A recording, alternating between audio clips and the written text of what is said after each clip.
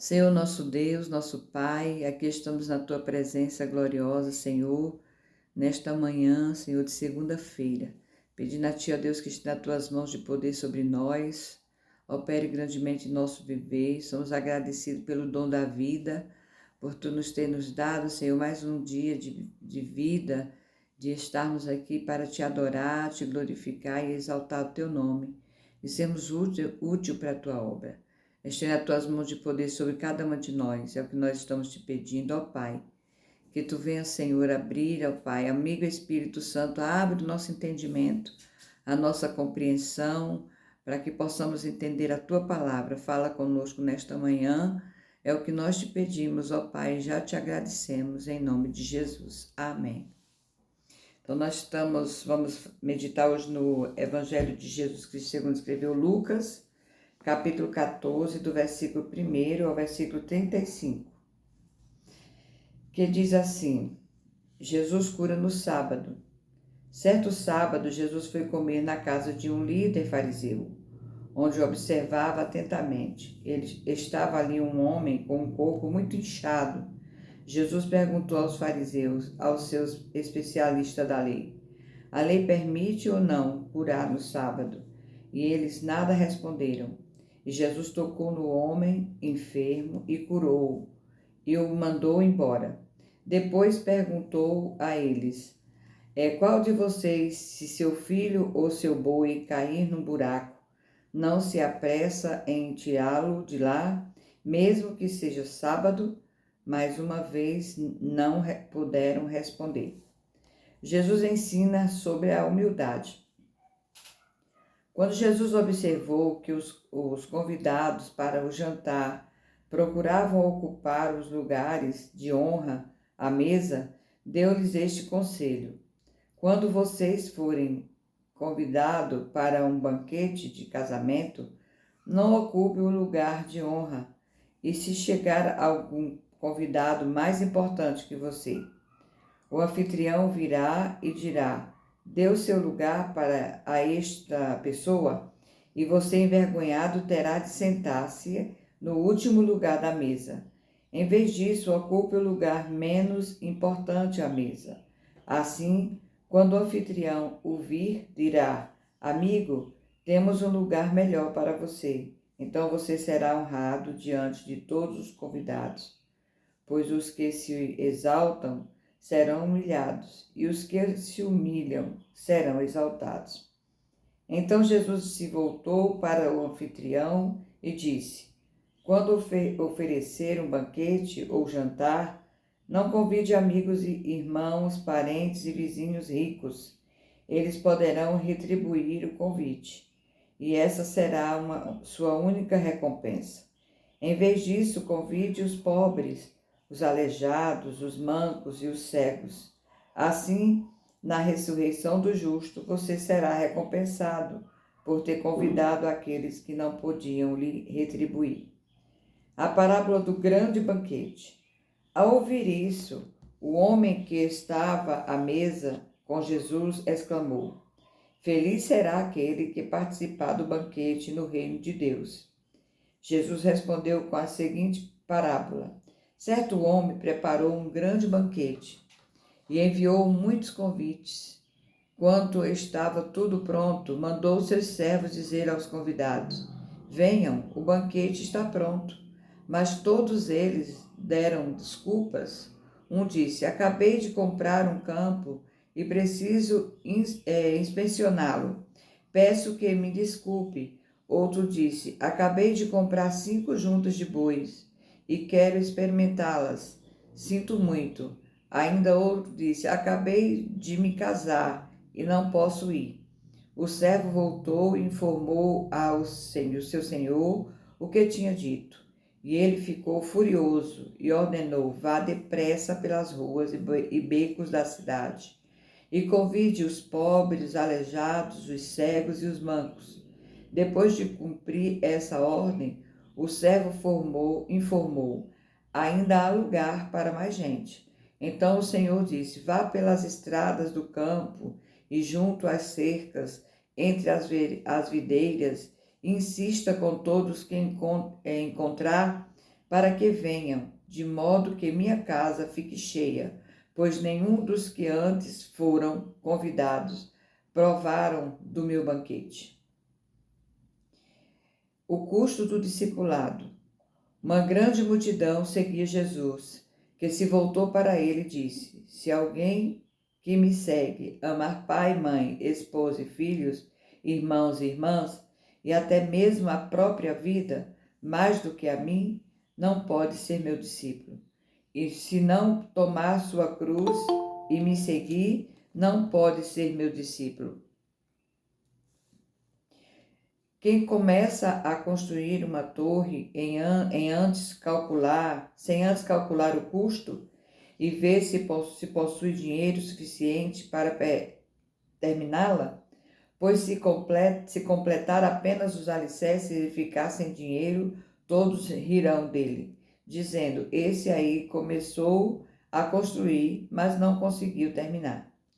Ou que rei iria à guerra sem antes avaliar seu exército de 10.000?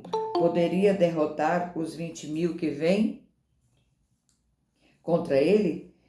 E se concluir que não, o rei enviará uma delegação para negociar um acordo de paz, enquanto o inimigo está longe. Da mesma forma, ninguém pode se tornar meu discípulo sem abrir mão de tudo o que possui. O sal é bom para temperar, mas se perder o sabor, como torná-lo salgado outras vezes? O sal sem sabor não serve nem para o solo, nem para o adubo, é jogado fora. Quem é capaz de ouvir, ouça com atenção. Amém, lindas? Nós estamos aqui lendo o capítulo 14 de Lucas, onde nós encontramos 4 títulos: Jesus cura no sábado, Jesus ensina sobre a humildade, a parábola do grande banquete e o custo do discipulado. E mais uma manhã que eu creio que Deus já tem falado dentro da sua palavra e dentro do discorrer da mensagem, tenho certeza que Deus falará mais fortemente ao nosso coração. Ele é poderoso, grandioso e Ele nos quer bem pertinho dele. E o tema desta mensagem o tema dela é humildade, generosidade e o verdadeiro custo de seguir a Jesus. Nós sabemos que seguir a Jesus não é fácil, requer renúncia. E nós precisamos compreender isto, entender isto, e que há renúncias para servir ao Senhor. No versículo-chave desta mensagem está em Lucas 14:33. Assim, pois, todo aquele que dentre vós não renuncia a tudo quanto tem, não pode ser meu discípulo. O capítulo 14 do Evangelho de Lucas mostra que Jesus ensinando em diversas situações, sempre nos desafiando a viver de uma forma contra a cultura. Em um jantar na casa de um fariseu, ele confronta a hipocrisia religiosa, corrige a busca por status, desafia a generosidade seletiva e, finalmente, expõe o alto custo de segui-lo, justo nos chama para sermos comprometidos e transformados. Jesus está nos chamando para ser um discipulado sério, comprometido, transformado. E nós sabemos que Jesus, quando ele quer algo de nós, sempre ele está nos preparando para dentro do nosso chamado e do propósito que ele tem para conosco. O primeiro ponto desta mensagem está a compaixão acima das regras. Lucas, capítulo 14, versículo 1-6.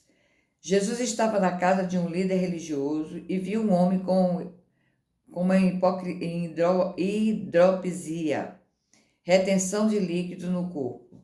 Mesmo sendo sábado, dia de descanso, Jesus cura o homem. Pergunta desafiante: é lícito curar no sábado? A resposta deles: silêncio. Jesus revela que até eles ajudariam um filho ou um boi em perigo no sábado. A lição que tiramos para nós é a religião deles era fria e cheia de regras, mas sem misericórdia. Jesus mostra que a compaixão está acima da tradição. A aplicação para nós. Quantas vezes colocamos regras, julgamentos e formalismo acima do amor ao próximo? Devemos refletir nossa fé, gerar compaixão ou apenas rituais vazios? O que deve ser? Como devemos ser? Devemos refletir nossa fé. Ela deve gerar fé, nossa fé, gerar compaixão ou apenas um ritual vazio? Apenas formalismo. Nós precisamos compreender, nós precisamos entender dentro disso o que na verdade é. Estamos aqui, estamos para julgar ou para ajudar? Estamos para ter compaixão ou para criticarmos? Então nós precisamos ter, em vez de regras, nós sermos mais complacentes, ter mais compaixão das pessoas. Veja só, o tópico 2 diz o seguinte, aliás, a parte 2 diz o seguinte: a humildade no reino de Deus. Lucas, capítulo 14, versículo de 7 a 11. Jesus observa os convidados, disputando os primeiros lugares à mesa, então ensina sobre a humildade. Quem se exalta será humilhado, quem se humilha será exaltado. No reino de Deus, não há espaço para vaidade ou autopromoção. Deus honra os humildes. A aplicação para nós é: você vive buscando reconhecimento humano ou serve com humildade, sem querer os holofotes? O verdadeiro discípulo se alegra em servir mesmo nos bastidores. Então não é obrigado eu estar sempre sendo vista. O importante é fazer para aquele que vê todas as coisas e que recompensa. Então, nós precisamos entender isto. Às vezes, como a parábola já fala, chegamos num determinado lugar, procuramos muitas vezes lugares melhores. Tá tudo certo, tudo bem. Mas se for a mesa de alguém, nós precisamos estar em um lugar desfavorecido, para que depois alguém possa nos chamar para um lugar melhor. Isso é o que a palavra do Senhor está nos ensinando, e Jesus estava ensinando aos discípulos naquela ocasião. Ele estava ensinando justamente sobre isso. Nós precisamos, a cada momento, a gente, mesmo que sabemos alguma coisa, nunca demonstramos que sabemos tudo. Por quê? Às vezes as pessoas se sentem muitas vezes menosprezadas por estar perto de nós e achar que somos entendidas de tantas coisas. Não, mas quando a gente, mesmo entendida, mostramos a nossa simplicidade e a nossa humildade e mostrar aquilo que temos, não para menosprezar alguém ou desfazer de alguém, não. A gente muitas vezes ajuda alguém a olhar para si mesmo e procurar mudar a sua vida de maneira gloriosa. No tópico 3, a generosidade sem interesse. Em Lucas, capítulo 14, versículo de 12 a 14. Jesus orienta o anfitrião, aquele que está dando a festa. Não convide apenas os amigos e parentes. Eles podem retribuir. Convide os pobres, aleijados, coxos e cegos. Esses não podem pagar. A lição que tiramos: a generosidade verdadeira é aquela que não espera retorno. É agir com amor, sem interesse oculto. Porque tem pessoas que muitas vezes fazem algo para alguém com interesse de receber o retorno. E aqui Jesus está dizendo que a palavra do Senhor está nos mostrando que nós precisamos fazer algo por alguém sem esperar em troca. Nós temos visto muitas vezes quando alguém faz algo por outro e o outro não retribui, alguém diz assim: poxa, eu fiz isso para fulano, na hora que eu precisei, fulano não me socorreu. Quando a gente faz sem querer, muitas vezes, que alguém faça algo para a gente, o céu fará. o céu nos responderá e o céu nos recompensará.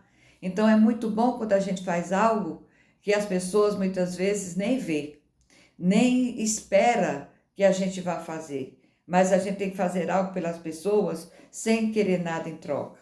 Isso é que é verdadeiro. Por isso que aqui fala sobre a generosidade verdadeira, é aquela que não espera retorno, é agir com amor sem interesse oculto.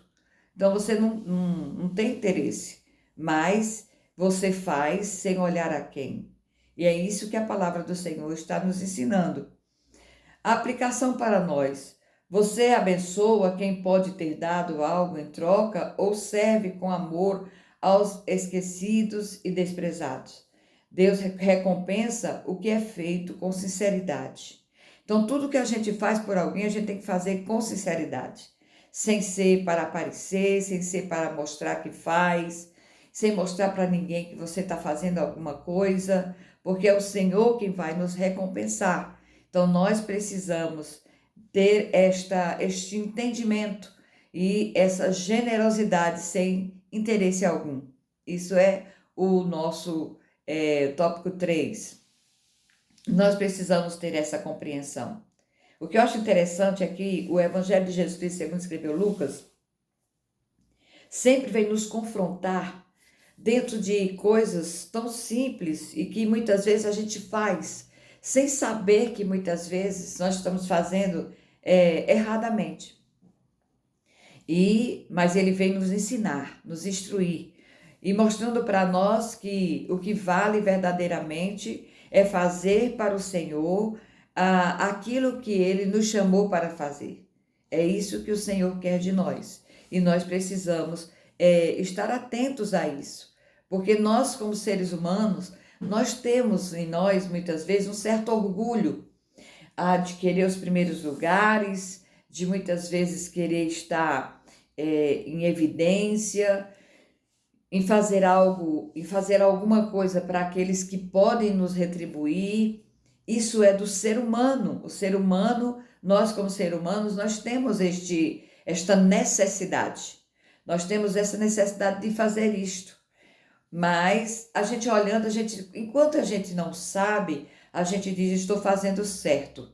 Mas quando muitas vezes a gente sabe, a gente procura fazer diferente. A parábola da grande ceia, Lucas capítulo 14, versículo 15 ao 24. Eu não estou aqui falando nada de mim mesmo, eu estou falando da palavra.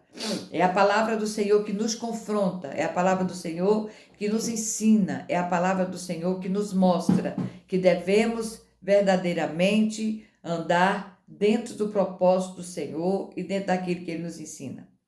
A parábola da grande ceia. Um homem preparou uma grande festa, mas os convidados recusaram. Um alegou ter comprado terras, outro bois, outro ainda havia se casado e todos tinham desculpas. O dono da casa, então, convidou os pobres, aleijados e cegos das ruas. Muitos rejeitam o convite de Deus, porque estão ocupados demais com suas propriedades mundanas ou muitas vezes com as suas necessidades. Não posso fazer isso, coloca pessoas na frente, não dá para fazer, hoje eu tenho um compromisso inadiável e assim sucessivamente. Então, muitos rejeitam o convite do Senhor. Aí a aplicação para nós você tem aceitado o chamado de Deus? Ou tem sempre uma desculpa? O reino está aberto, mas só entra em valorizar o convite do Senhor. Só quem entra é quem valoriza o convite do Senhor. Só quem aceita é ser realmente aquilo que o Senhor escolheu para sermos. Então nós precisamos entender a parábola da grande ceia. O Senhor nos convida para estar à mesa, para estar com Ele, para ser servido por Ele. Mas nem todos aceitam ser servido pelo Senhor. Nem todos aceitam sentar à mesa. Para aceitar a mesa, preciso renunciar. Então, tudo isso aqui mostra que nós precisamos renunciar a algo. A obra do Senhor, o trabalho do Senhor, o servir ao Senhor, é necessário renunciar. E nós estamos aqui nesta manhã entendendo isto. Cada um tinha uma ocupação e não tinha tempo para Deus. E aqui a gente vê, quando mostra a parábola, se é uma parábola, está apontando para isso. Todos aqui tinham algo para fazer, tinha algo na frente, tinha algo em especial para fazer, para não fazer aquilo ou não atender o chamado do Senhor. E hoje não é diferente.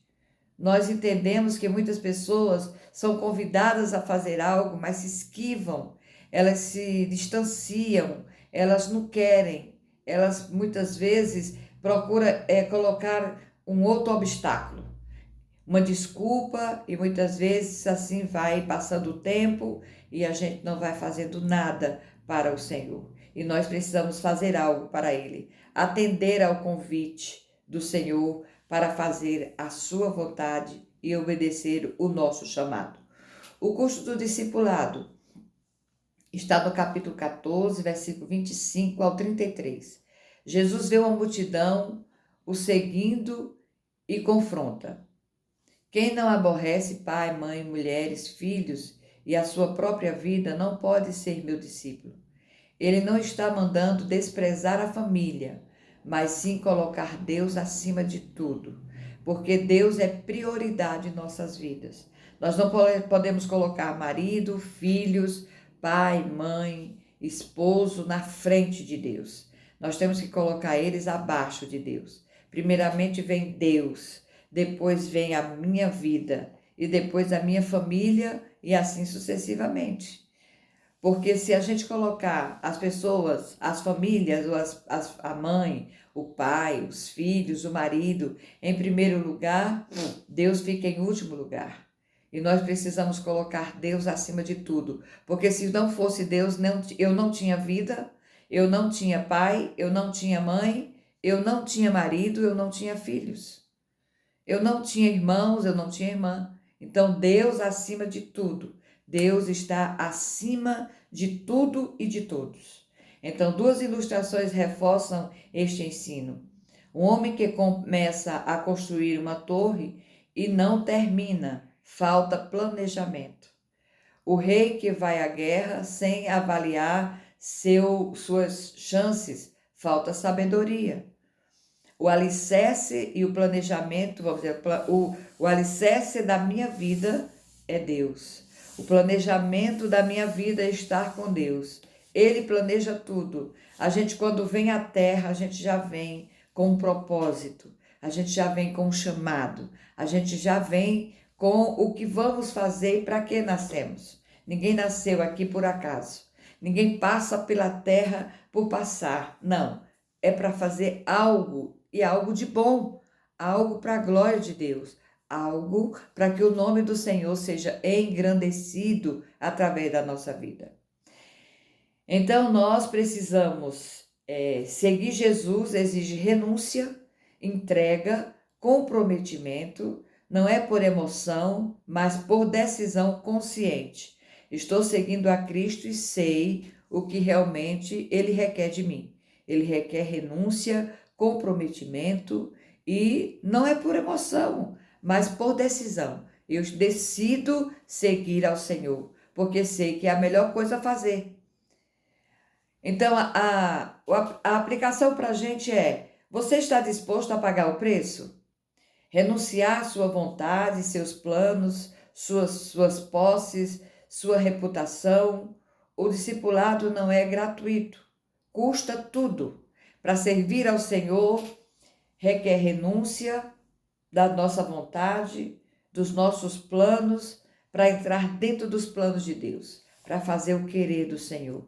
Então, isto, na verdade, é ser discípulo. Discípulo de Jesus é fazer o que Jesus quer. Discípulo de Jesus é fazer o que Jesus manda. Discípulo de Jesus é fazer aquilo para que viemos. Então, nós precisamos entender que não é de graça. Aí a gente às vezes olha assim, diz, seguir a Cristo não é fácil mesmo. Seguir ao Senhor requer muitas renúncias da nossa parte. Às vezes nós queremos algo de um jeito e aí a gente diz assim, porventura isso vai agradar ao Senhor? Então já não pode fazer, porque eu preciso agradar aquele que me chamou, aquele que me nomeou, aquele que me trouxe para fazer algo para ele, para o benefício da obra do querer do Senhor, dentro daquilo que ele quer, da sua perspectiva, do seu olhar e do seu chamado. O 6 diz o seguinte, o tópico 6, o sal que perde o sabor. Lucas capítulo 14, versículo 34 ao 35. Jesus termina com um alerta. Bom é o sal, mas se ele se torna insípido, sem gosto, para nada mais presta. O discípulo não vive com propósito e compromisso, se torna inútil, perde sua influência no mundo. Isso é a lição que tiramos. O discípulo que não vive com propósito e compromisso se torna inútil, perdendo sua influência nesta questão de renúncia. Se você é o sal, nós sabemos que o sal é aquele que salga. Quer perguntar alguma coisa, Cristina?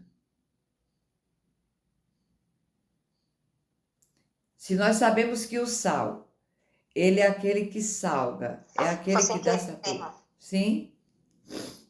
Ele é aquele que dá sabor. Então, se o discípulo não vive um propósito e compromisso, se torna inútil. É isso que o Senhor quer falar. Se você é o sal que realmente é uma necessidade, o sal é aquele que não deixa as coisas apodrecer, o sal é aquele que dá sabor à comida, dá sabor ao alimento.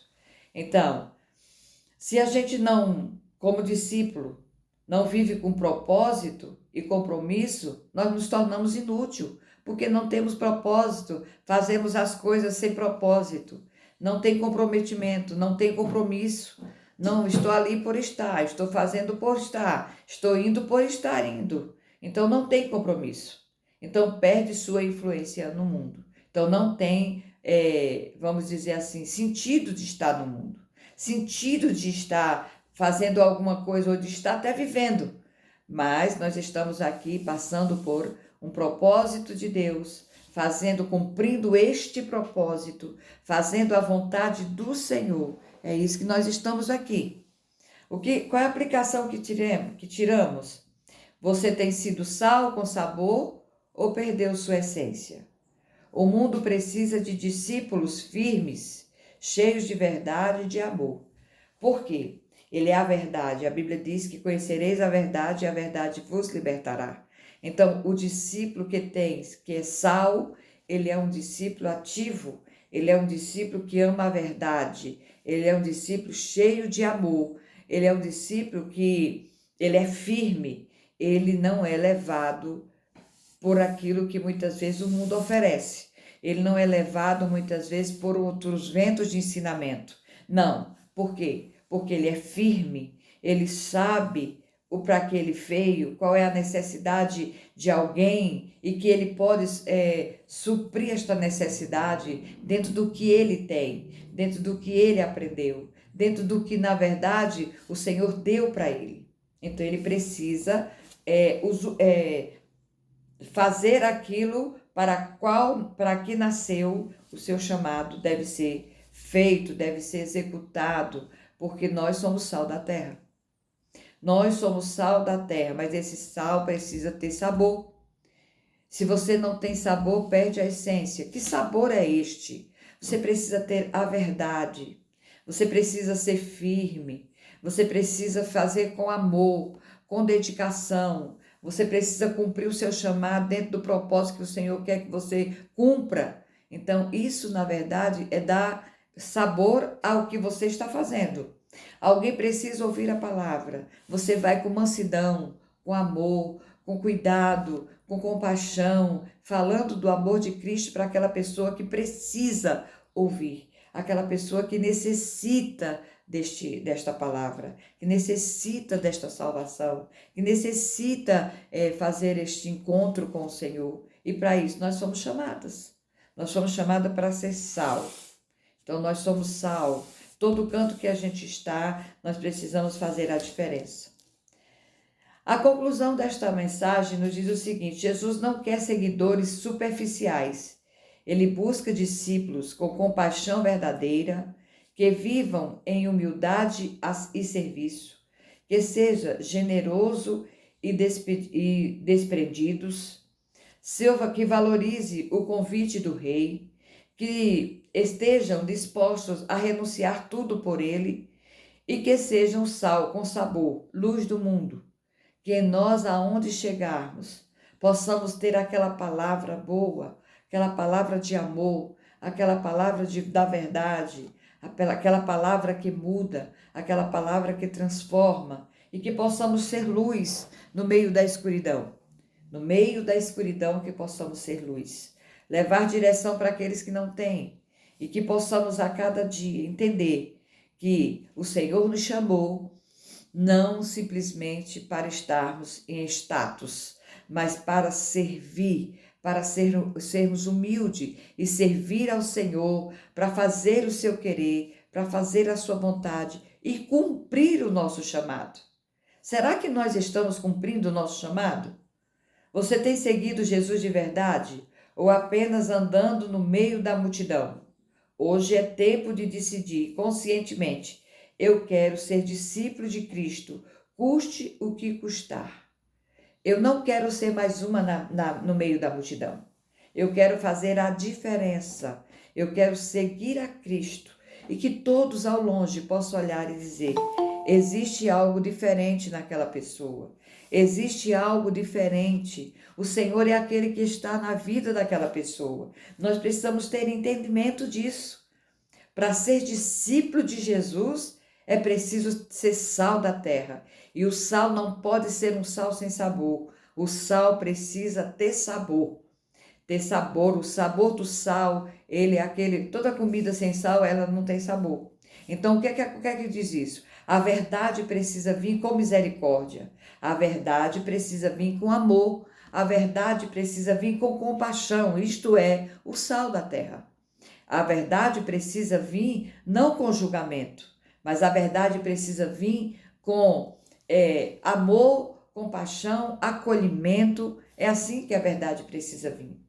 Não com julgamento. Se você é isso, você é aquilo. Não. Eu simplesmente eu lanço a verdade. A palavra do Senhor é a verdade. O Espírito Santo faz o que eu não posso fazer. O Senhor não nos chamou para salvar ninguém. O Senhor nos chamou para pregar, anunciar, falar do amor dele, mas falar com amor, com verdade, com compaixão, com humildade. É assim que nós devemos fazer.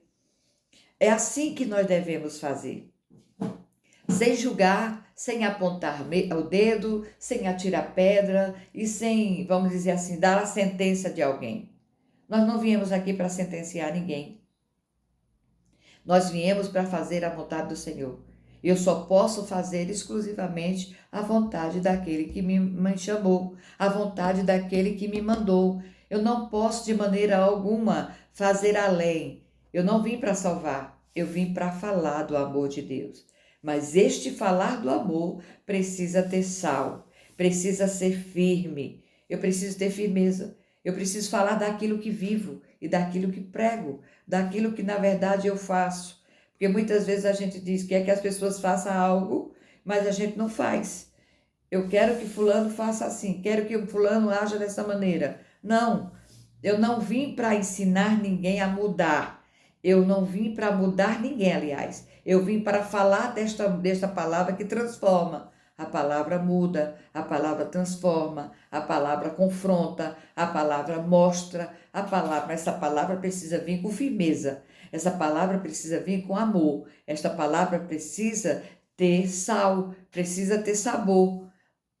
Por quê? Quando tem sabor é porque eu vivo esta palavra. Eu vivo dentro deste propósito. Eu estou exercendo o meu chamado. Agora não pense que você vai mudar ninguém, que você vai transformar ninguém, que você vai, muitas vezes, salvar alguém. Não, você fez a sua parte. Você lançou a palavra que o Senhor mandou você lançar. Você abraçou a pessoa que o Senhor mandou você abraçar. Você deu uma palavra de Deus para aqueles que precisam. Você fez. Então tá tudo certo. Tá tudo certo, porque quem salva é Jesus, quem convence é o Espírito Santo. O Espírito Santo de Deus é quem convence. É o Espírito Santo de Deus que convence a pessoa, mas a minha vida precisa condizer com aquilo que eu falo, com aquilo que eu anuncio, com aquilo que eu creio, com aquilo que eu prego, com aquilo que eu propago. A palavra do Senhor, eu preciso estar dentro dela. Eu preciso viver ela. Então, por isso que a palavra do Senhor nos diz que ser discípulo de Jesus não é fácil, requer renúncia. Renúncia do meu achar, do meu achismo. Ah, mas eu acho que fulana deveria fazer assim. Ah, fulana não parece que serve ao Senhor. Não importa, não importa o que você acha. O importante é que você fala, você anuncia. A diferença vai fazer se o Senhor entrar naquela vida e se ela permitir. Mas lembre-se, o Senhor não nos chamou para salvar. O Senhor nos chamou para pregar, para anunciar, para propagar. E precisamos falar com firmeza, com amor, com compaixão, esta palavra. Não é com, vamos dizer, indireta. Tem pessoas que, quando vai pregar a palavra, prega indireta, querendo atacar alguém. Não sei se vocês já viram esse tipo de pregação. Às vezes quer anunciar, quer pregar, quer falar, mas sempre ataca alguém. Alguém que a pessoa quer atacar. Isso não é mensagem de Deus, de jeito nenhum. A mensagem de Deus é aquela que faz mudança sem precisar nós, muitas vezes, mostrar o erro de alguém. Alguém precisa ver o seu próprio erro através da palavra. Porque a palavra, ela é luz. E nós estamos aqui para falar a palavra. E a palavra do Senhor nos confronta. Eu não preciso criticar ninguém. Não. E nem tampouco preciso dar uma pregação como se fosse um desabafo. Não. Eu preciso falar esta palavra que é firme, esta palavra que confronta, esta palavra que transforma, esta palavra que edifica e esta palavra que modifica. Eu preciso falar esta palavra com compaixão, com amor, porque nós somos sal. E o sal precisa ser útil. E sou útil para quê? Para falar a verdade que o Senhor nos manda falar, esta verdade. Esta palavra do Senhor que é a verdade. Deixe que a palavra do Senhor confronte qualquer pessoa. Deixe que a palavra de Deus fale. Deixe que esta palavra do Senhor fale em nossas vidas. E que, justamente, ela é viva e eficaz. E ela penetra, né, a divisão da alma, juntas e medulas. Ela vai ela ultrapassa a alma e o espírito. Por isso que eu digo, ninguém pode separar a alma do espírito, a não ser aquele que deu. A gente pode fazer o quê? Eu posso trabalhar a minha alma, porque isto me cabe, trabalhar a minha alma. Trabalhando a minha alma, o meu espírito também se torna mais tranquilo. Então, eu preciso verdadeiramente trabalhar a minha alma. Então, a minha alma que muitas vezes adoece, a minha alma que muitas vezes se aflige, a minha alma muitas vezes que precisa de mudança, a minha alma precisa. É como eu sempre digo, não acredito que uma pessoa quando está com a alma doente, a alma ferida, a alma machucada, a alma angustiada, a alma desesperada, não acredito que ela tenha uma vida espiritual abundante. Para mim, não tem, porque não pode separar. A alma e o espírito não conseguem separar. Então não tem. Não tem uma oração eficaz, não tem uma leitura de Bíblia eficaz, não tem uma vida plena na presença do Senhor quando a alma está doente. Então nós precisamos alimentar a alma, cuidar da alma e renunciar tudo aquilo que vem para afligir a minha alma. Eu preciso disso. O discípulo de Jesus, para ser discípulo, precisa renúncia. Preciso renunciar muitas vezes à minha vida boa, ou muitas vezes o meu olhar de crítica. Nós muitas vezes somos críticas e nós precisamos ter este cuidado e precisamos renunciar tudo isso por amor ao Senhor e também ao nosso chamado para fazer a obra de Deus. Espero que vocês tenham entendido. O Senhor fala muito sobre humildade. Nós precisamos ter humildade. Nós precisamos olhar o outro com compaixão e nunca estar sentados em lugares de onde tem holofotes. Muitas vezes queremos ser vistas, mas muitas vezes trabalhamos por trás dos bastidores. E o nome do Senhor é glorificado. E alguém lá fora vai dizer assim: poxa, alguém fez assim por mim. Às vezes o nome da gente aparece sem a gente querer. Alguém diz assim: fulana fez assim, orou por mim, fulana fez isso por mim, e ninguém vê fulana. Ninguém sabe quem é a pessoa, mas o nome do Senhor é glorificado através daquela vida, através daquela pessoa. Então nós não estamos aqui para julgar, nós estamos aqui para falar a palavra e que esta palavra seja falada com humildade, com sabedoria e com comprometimento e que com firmeza e com amor e com compaixão. Vamos ter compaixão das pessoas. Se você vê alguém que está fazendo alguma coisa errada, ore por ele. Não critique, não aponte os dedos. Apenas ore por ele, ore por ela. Deus é aquele que entrará aonde você não pode entrar, aonde eu não posso entrar. A mão de Deus vai aonde a minha mão não cabe e a sua mão não cabe. Então não critique, apenas ame, fale a palavra, seja firme e Deus é aquele que fará a coisa acontecer para a glória de Deus. Que o Senhor continue nos abençoando, que o Senhor continue agindo em nossas vidas e que esta manhã seja uma manhã de vitória e que possamos refletir e olhar para nós mesmos. Esta palavra é para fulano. Não, esta palavra é para mim. Eu preciso renunciar para fazer o melhor para o meu Senhor. Eu preciso renunciar àquilo que muitas vezes me impede de ser melhor, de ser uma serva melhor, de ser uma mulher de Deus, de andar realmente dentro do propósito do Senhor. Eu não tenho que olhar A e B, eu tenho que olhar a mim. Eu vou prestar conta de mim mesma ao Senhor. Eu não vou prestar conta dos outros, eu vou prestar conta de mim. Será que eu andei dentro do que o Senhor quer que eu ande? Será que verdadeiramente eu estou dentro deste propósito? Nós não temos que criticar ninguém. Nós temos que abraçar, acolher e amar todos aqueles que vêm. É importante para Deus. Todos aqueles que estão ao nosso redor são importantes para Deus. E o Senhor nos chamou não foi para criticar, não foi para apontar, foi para ensinar a palavra, foi para pregar a palavra. A palavra precisa ser pregada com amor, com compaixão, com comprometimento, com firmeza, porque nós viemos aqui para dar sentido muitas vezes à vida de alguém. Dar sentido à vida de alguém através da palavra, através de um abraço, através de um olhar sincero. Um abraço cura, um abraço transforma. Nós somos chamados para ser discípulos de Jesus, discípulas de Jesus. Nós somos chamados para ser discípulos de Jesus, discípulas de Jesus. E nós precisamos fazer isto. Nós precisamos estar dentro deste propósito do Senhor.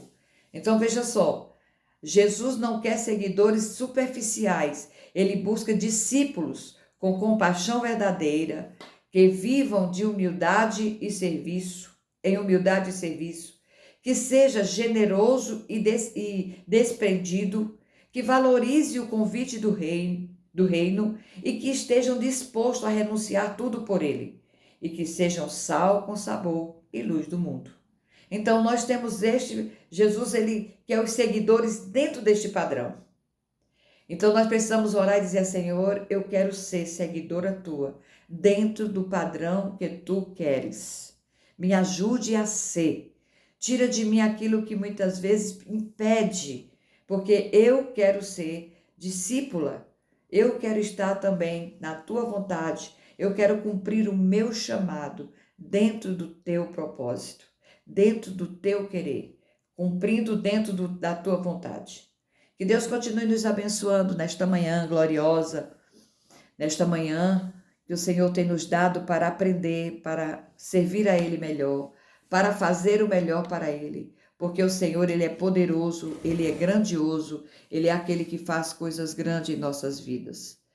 Amém? Senhor, nosso Deus, nosso Pai, aqui estamos na Tua presença gloriosa, Senhor. Te louvamos por mais uma manhã na Tua presença, lendo a Tua palavra, meditando na mesma, aprendendo de Ti, sendo confrontada pela Tua palavra.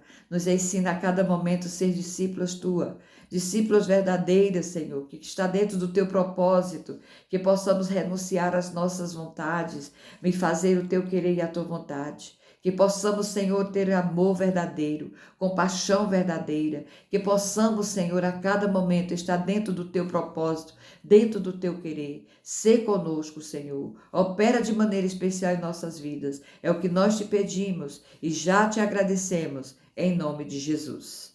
Amém.